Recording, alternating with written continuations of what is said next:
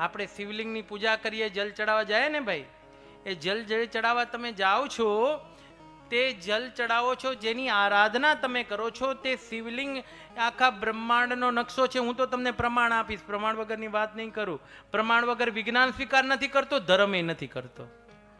પ્રમાણ વગર ધર્મ પણ સ્વીકાર નથી કરતો. દેજો પ્રમાણ, બોલે ને, પ્રમાણ આપો, ખોટી વાતો નહીં કરો.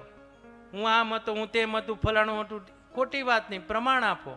વિજ્ઞાન પણ પ્રમાણ માને છે અને ધર્મ પણ પ્રમાણ માગે છે. પ્રમાણ વગરની વાત, નિરર્થક વાતોની અંદર સમય પણ ન બગાડો, શક્તિઓ પણ ન બગાડો.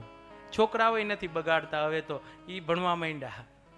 આપણે પણ ન બગાડવી, ખોટી શક્તિઓ ન બગાડવી નિરર્થક વાતોની અંદર. પ્રમાણ વગરની વાતોનું મૂળિયા વગરની વાત શું કરવી આપણે? એટલે પ્રમાણ વગરની હું તમને પ્રમાણ આપું છું કે શિવલિંગ જે છે એ શિવલિંગની પૂજા આપણે કરીએ છીએ. એ શિવલિંગની પૂજા લંબગોળ આકારમાં શિવલિંગ છે. એ જ લંબગોળ આકારમાં પૃથ્વી માતા છે. એ જ લંબગોળ આકારમાં છે ને આખી પરિભ્રમણ કક્ષા છે. બ્રહ્માંડ આખે આખું ફરે છે ને.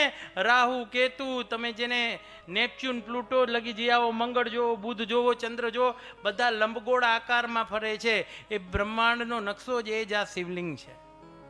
જ્યોતનો આકાર જોવો, અત્યારે તો અવાજ થોડી જોખો લાગતો હોય, પરંતુ સ્થિર જ્યોત જો હોય એનું ધ્યાન કરો તો એ પણ લંબગોળ આકારમાં હોય. તમે ઊભા રહી જાઓ, જો એવા યંત્રો પણ અત્યારે છે, તમારી ઓરાનો પ્રકાશ થાય એ પણ લંબગોળ થાય છે,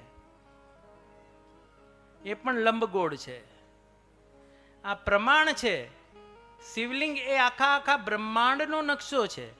એનું ધ્યાન કરીને નવ યોગેશ્વરોએ આ બધી અણુ પરમાણુની બધી ખોજ કરી હતી. આ પ્રમાણ છે. શિવલિંગની જ પૂજા કેમ? કારણ શું? એનું કારણ આ છે.